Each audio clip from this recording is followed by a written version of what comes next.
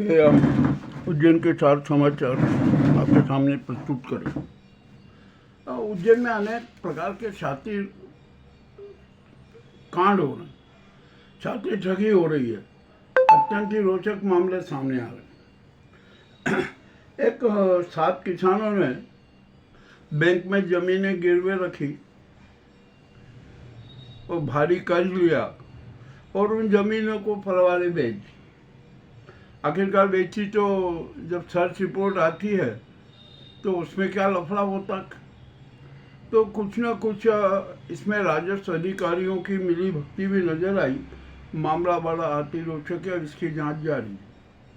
Number 2, society में जो किसानों का नाम से फर्जी लोन चला दिया गया था ना, उसका मामला अभी न्यायालय में विचाराधीन है, परंतु कोऑपरेटिव बैंक यह न्यायालय को क्यों नहीं लिखित में दे रही है कि हाँ ये सच है कि जो घोटाला हुआ है ना उसमें किसानों के फर्जी लोन चढ़ाए गए हैं।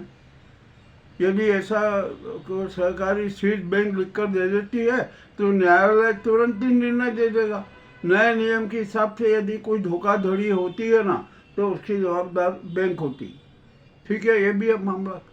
अब उमा सांझी महोत्सव का शुभारंभ हुआ और वहाँ पर अच्छी अच्छी आकृतियाँ बनाई गई। ठीक है, ये भी सब होता। अब अचानक मौसम भी पलटी मार रहा है। कल दिन भर खूब गर्मी रही, ऐसी गर्मी रही कि हद उमस से जनता परेशान हुए और शाम को करीबन 1.5 घंटे तक झमाझम बारिश होती रही और इस बारिश से उज्जैन की जो औसत वर्षा का आंकड़ा है ना वो पूर्ण होता दिखाई दे रहा है। अब देखते हैं, अभी तो और वर्षा है, 2-3 दिन और वर्षा के योग हैं। वर्षा होगी ना तो आंकड़ा पूरा हो जाएगा।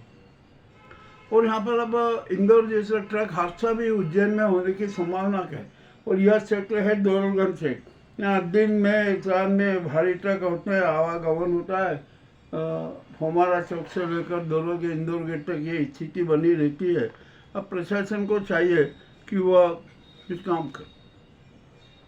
अब यहाँ पर आइए हम यह जल भराव की समस्या की बात करते हैं। जल भराव की समस्या बहुत पुरानी समस्या है।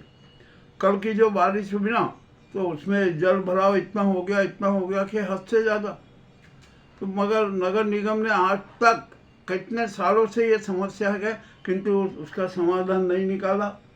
अब संभागायुक्त आशीष सिंह जी हैं, हम उनसे अनुरोध करते हैं कि वे है ना यहाँ पर जल भराव की समस्या का निराकरण तुरंत करें। नगर निगम को आदेश दें कि वह किस प्रकार का कार्य करे ताकि जल भराव की समस्या समाप्त हो सके। अब यहाँ पर निगम आयुक्त के खिलाफ सफाई कर्मियों ने कल आंदोलन किया, धरना दिया, वो दिया। ये भी एक घटना घटित हुई और उज्जैन में तो भारी विचित्र स्थिति नजर आ रही। यहाँ पर घोषणाओं की इतनी वर्षा हो रही है कि इतनी पूर आ गई है कि अब जनता भी परेशान हो गई कि आखिर के कौन सी योजना और कौन से घोषणा पूर्ण होगी। अब प्रशासन तो ये खुले रूप में स्वीकार चुका है कि जो भी घोषणाएं हुई है ना वो 40% पूर्ण हो सकेगी, इससे अधिक ही नहीं। चलिए जो भी हो जाए, अब क्या करें, कुछ ना कुछ तो मिला ना उज्जैन को। और सिंहत के नाम पर तो भारी राजनीति हो रही है। सिंहत का जो आध्यात्मिक स्वरूप है वही विकृत किया जा रहा और उसे एक राजनीतिक रूप दिया जा रहा। ठीक है, किसान संघ के आंदोलन ने सरकार के नींद तो उड़ा दी है। अब लेन पुल बनाने की योजना में भी बड़ी विचित्र बात आ रही है। मामला बहुत बड़ा रोचक है। या तो खुफिया तंत्र को जांच करना पड़ेगा कि आखिरकार लेन पुल योजना में किसको लाभ मिलना है, कौन क्या करेगा। और यहाँ पर तो भूमाफियाओं का तो आतंक है। भूमाफिया योजना बनाते हैं, वो सरकार के सामने जाती है और सरकार उसमें जो अपना फायदा देखकर योजनाओं को लागू करने की बात कर देती है। मामला अच्छा। हम यहाँ पर बेनामी संपत्ति का मामला भी बड़ा विचित्र है। उज्जैन में क्या क्या हो रहा है जिसकी कोई सीमा नहीं। खुफिया तंत्र की जांच करना पड़ेगी। हमने इसीलिए पहले कहा कि अब सीबीआई का एक स्थायी ऑफिस अभी उज्जैन में कर दिया जाए जब तक सीएस संपन्न नहीं होता। तो सीबीआई के जांच में ना कोई दिक्कत नहीं आएगी। उसको पहले से ही पता रहेगा कि हाँ किस प्रकार की घोटाले हो रहे हैं, किस प्रकार का क्या किया जा रहा है। ये भी मामला छिपा नहीं। अब नशे के तस्कर तो नए नए रोजाना ढंग निकालते हैं। अब तो 2 पहिया वाहनों पे भी शराब की तस्करी हो रही है, पुलिस पकड़ रही। वाहन चोर भी सक्रिय, क्या करे किसको क्या कहें, रोजाना हो रहा है। ट्रेन में मोबाइल चोर गैंग सक्रिय, वो तो अपना काम दिखाई देती है। और सेहत में क्या होगा इसकी भी कोई कल्पना ही करना छोड़ दीजिए। क्या क्या होगा क्या क्या नहीं होगा। आज इस्कॉन मंदिर में प्रभुपाद और भक्त चारों जी को श्रद्धा समर्पित करने का जो समारोह हुआ था, आज उसका समापन होगा। और इस्कॉन में मेरे को एक बड़ी बात, विचित्र बात नजर आई।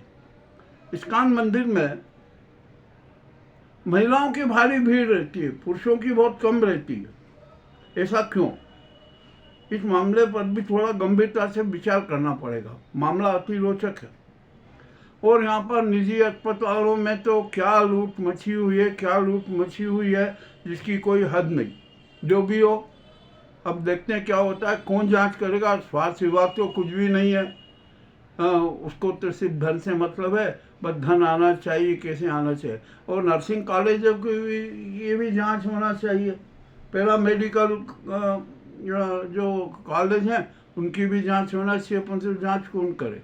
और अभी एक रोचक बड़ा मामला सामने आया कि चरक में एक जांच दल ने जांच की चरक अस्पताल में, दवाई के स्टोर रूम में, तो वहाँ पर एक्सपायरी डेट का जखीरा मिला। अरे आखिरकार ये इतने दवाएं क्यों नहीं दी गई लोगों को? एक्सपायर हो गई। और क्या वही एक्सपायर दवाएं आप अभी डिस्ट्रीब्यूट दे रहे हैं? पूरा मामला उजागर हो चुका है।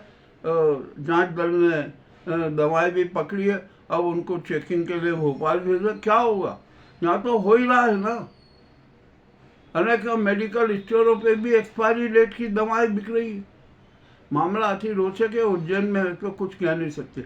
और उज्जैन की तो यह हालत है कि यहाँ सभी प्रकार के माफिया सक्रिय है और उन पर किसी प्रकार की कोई कार्रवाई नहीं हो रही, न कोई कार्रवाई कर सकेगा, क्योंकि सभी माफियाओं को राजनेताओं का संरक्षण प्राप्त। महाराजा अग्रसेन जयंती के समारोह चल रहे हैं, ये भी अच्छी बात है। और यहाँ के भाजपा की स्थिति बड़ी विचित्र है। हमें तो ऐसे ऐसे रहस्य प्राप्त हुए हैं जिनकी कोई कल्पना भी नहीं कर सकता था। तपन भूमि से लेकर आज के अग्रवाल तक के जो हमारा कुछ उदाहरण सामने आए हैं वे भी बड़े विचित्र हैं। अब जो भी हो, यहाँ पर नेता हैं, जो करे वो सही। और अभी एक रोचक समाचार आया कि भाजपा में बड़ा शीत युद्ध हो गया। 2 बड़े नेताओं में बड़ा विवाद हुआ, हो सकता है कि हाथापाई भी हुई हो। अभी ये कुछ कंफर्म नहीं कर सकते। हाथापाई हुई है ये तय है, परंतु किस प्रकार की हाथापाई हुई और किस कारण से हुई ये भी अभी कह नहीं सकते। चलिए ठीक है, ये जो उज्जैन के जो महत्वपूर्ण समाचार थे वो आपके सामने प्रस्तुत है। और प्रदूषण, अतिक्रमण, सफाई की कुव्यवस्था, कुप्रबंधन, सब कुछ उज्जैन का चरित्र है, उज्जैन की संस्कृति है। अब इससे ज़्यादा कुछ कहना भी उचित नहीं है। आपको हमारे उज्जैन की प्रस्तुति सार समाचार कैसे लगे हमें अवश्य बताएं। बहुत बहुत धन्यवाद।